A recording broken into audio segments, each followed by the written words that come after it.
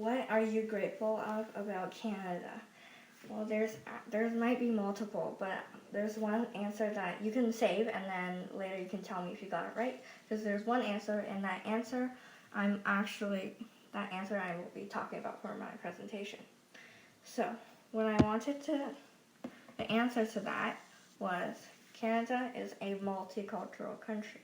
If you don't know what multicultural means that the country accepts all races, religions, communities, and cultures. So some communities in Canada include the Jewish, Muslim, Mennonite, and Irish. And here are some little facts about each community. The Jewish.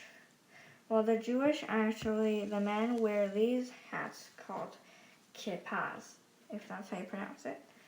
And they wear it's like their tradition, like every country has a tradition. And also they celebrate Passover, which they don't eat or drink for a whole day, for 24 hours, to respect and appreciate the people back then in their culture, community. And Muslim, the women wear these called hijabs, if that's how you say it. It covers their neck and also their head, and they wear it at their workplaces and school. They also celebrate Eid, which is this weekend, I think, right? Okay. And Mennonite, I'll be mainly talking about that more because I learned about that in my book, so I'm going to talk about that in a specific slide. And Irish, they make up 15% of Canada. And step dancing is like their tradition, and the Catholics also celebrate St. Patrick's Day, and this is like their flower called the shamrock. And here is the Canadian Mennonites that I'll be mainly talking about now. The Canadian Mennonites are a Christian community. Lots of people are from Christian, but they also have different origins. Older Mennonites back then, they lived in Waterloo, Ontario. They had a big group there, and they do some farming. That's what they depend on for their whole life, I guess. Women wear long, plain dresses with bonnets, which are the white things. It's kind of like their hats thing. And men wear straw hats, like you've probably seen that before. And for transportation, they use horses and buggies. It's called buggies, which is a thing you sit on behind the horse. And some may just ride the horse. And also, they did not use technology. Here is basically about the last slide, so you can comment it below if you know the answer, but I'll be saying the answers too. So, okay, the older men, here's what I want to do. So on the left side, it has religions, clothing, use of technology, and means of transportation. And you can see above the vertical line, you can see older Mennonite communities in our community. And we are just tiny, so like it's not really a community, I guess it's a culture. But if you have a community, you can say it, I guess. So for the older communities, Mennonite communities, for the religion, like I said earlier, they were Christian, mainly Christian. And we don't really have a religion, but you may. Clothing, like I said, they wore long plain dresses for women with bonnets, and men wear straw hats. And we just wear really any clothing, except on like Chinese New Year, we can wear those traditional clothes. And use of technology in the older Mennonite communities. Well, they did not use technologies, like I said, because they didn't really need it. And we, of course, nowadays all use technology. It's all around. It's everywhere. And means of transportation, which means what did they use for transportation? They used horses and buggies, like I said, and we just use like cars and buses and walk or something.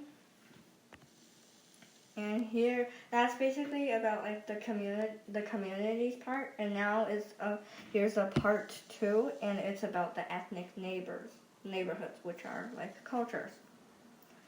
Um, Ethnic neighborhoods are like little towns in downtowns to appreciate, kind of like celebrate a culture that really contributed to Canada. And some ethnic neighborhoods in Canada include the Chinese, South Asian, Filipino, Korean, Black, Greek, Italian, and Latin American. And here's the image of what Chinatown looks like. Basically, they have everything to make it feel like you're in China. They have like Chinese food, I think. And that entryway is like really like you're in China.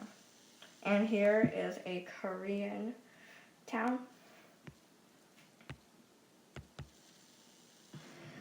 And now it's kind of more of the back then, the Chinese Canadians I'll be talking about, and the Japanese Canadians. And why they say Chinese Canadians, it means that they like are Chinese and they immigrated to Canada and then they became like part Canadian. The Chinese is one of the largest ethnic groups in Canada. The Chinese contributed greatly to the Canadian history. And the reason why is, if you didn't know, China, there's lots of people. So they actually helped the Canadians build this railway. And it was finished ahead of time because of their hard work and there's lots of people to help them. And this railway goes from coast to coast, like a long distance, which is really helpful for the people back then who wanted to travel. And the Japanese Canadians endured a lot of hardships, particularly in the involving of World War II. But there are different perspectives about the Japanese Canadians, and there were some conflicts. Well, even like the Chinese Canadians, there were conflicts that at first the Canadians did not like the Chinese Canadian. Well, first of all, the Japanese Canadians, like a big wave of Japanese Canadians immigrated to British Columbia from 1877 to 1927. And after they arrived, no Canadians even really cared about them. They just left them out, and they had to really live on their own and not get any respects. And because they were very mad that the Canadians didn't treat them properly, in 1941, the Japanese attacked the U.S. naval base at Pearl Harbor, Hawaii. But they got an apology. 1945, they got an apology by the Prime Minister.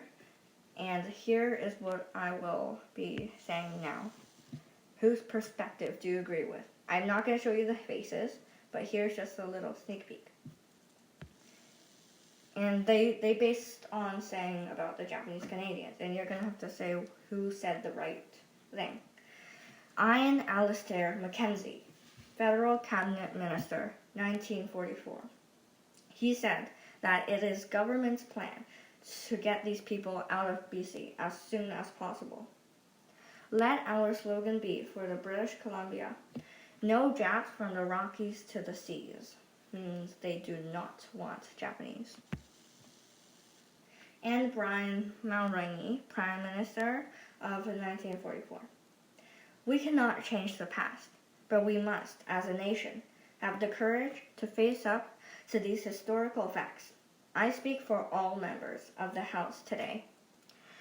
And he offered a sincere, formal apology for all the injustices, and they just wanted to say sorry that they didn't treat them properly, and against their families and against them. But, just kidding, there's no but. Who do you think said the right thing? Of course, it would be Brian Mulroney, because he said that even though they didn't change in the past, they will still try in the future. And that's kind of it about that. And now here's the summary part. If if Canada wasn't multicultural, if it wasn't a multicultural country, what would happen? well, we probably wouldn't even be here because we're Chinese. So, and I just found this little image of multiculturalism, and they showed lots of like multicultural words, like racist, diversity, interrogation, multicultural, ethnic, friendship, and things like that. Also, I didn't really talk about races, so here's a little thing. Races are like a day, if you didn't know, probably everyone knows, Black Lives Matter Day, where you can like tweet on Twitter and just say hashtag Black Lives Matter to show appreciation. Since Canada is multicultural, they will accept all races, so they say that and just send like a black image to show appreciation. And here is the sentence I really wanted to talk about, which is like the main sentence I was saying for today. Canada accepts all cultures, races, communities, and religions. I probably said that like so many times, but lots of people might not really like show that. They may like make fun of other people, so they should not, and know that Canada is a multicultural country, so everyone gets respect.